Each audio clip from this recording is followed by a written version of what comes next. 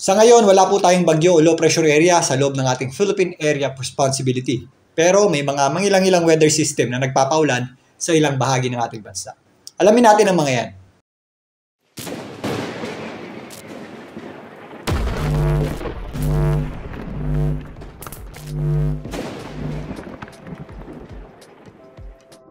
Welcome po muli sa Philippine Weather Trivia. Again, para po sa mga bago sa channel na to, ako nga pala si Alvin Pura, isang meteorologist at ang inyong weather tito. Sa ngayon nga, wala po tayong low pressure area o bagyo na nasa loob ng ating Philippine Area of Responsibility na posibleng makaapekto sa ating bansa. At wala rin po tayong inaasahan in the next few days. Pero again, may mga mangilang-ilang weather system tayo na nagpapaulan sa ilang bahagi ng ating bansa at yan ang tatalakayin natin ngayon. Magsimula tayo sa itaas, pababa. Siyempre, nandyan pa rin po yung ating amihan o northeast monsoon na nagdadala ng maulap na panahon at posibleng mahinang pag-ulan dito po sa Hilagang Luzon at Dulong Hilagang Luzon. Asahan pa rin po natin ang maulap na panahon at mga possible light rains dito po sa extreme northern Luzon, kasama na po dyan ang ilang bahagi ng Ilocos region. Yung axis naman ng ating shear line ay medyo mataas ngayon. Yan po ang dadala ng maulap na panahon at posibleng mga scattered o kalat-kalat na pag-ulan dito po sa ilang bahagi ng Cagayan, Abra, kasama na po dyan ang Isabela, Aurora, maging dito sa may area ng Quirino. May mga posibleng pag-ulan din tayo dito sa mga kabundukan ng Cordillera.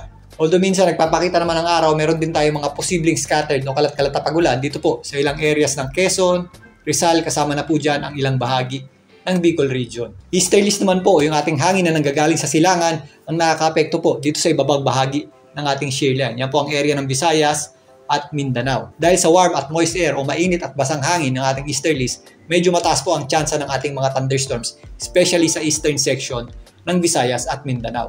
At kung meron din tayong tinatawag na easterly wave o may bali yung ating easterlies, mas nagiging maulap po yung ating panahon. Although nagpapakita naman ng araw, asahan din po natin ang maulap na panahon at posibleng mga scattered o kalat-kalat na pag-ulan or thunderstorms dito sa area ng Caraga, Davao region, kasama na po dyan ng BARMM. Samantalang maaliwalas naman ang panahon natin sa natitirang bahagi ng Visayas at Mindanao, pero posible pa rin po ay mga pag-ulan o thunderstorms tuwing hapon o gabi. So may mga comment tayo sa mga nakaraang post natin na wala naman daw pong ulan. So again, ang lawak po ng ating bansa, hindi po lahat yan ay nakakaranas ng maulang panahon. Although may mga inuulang lugar, may mga areas po talaga nakakaunti ang mga pag-ulan.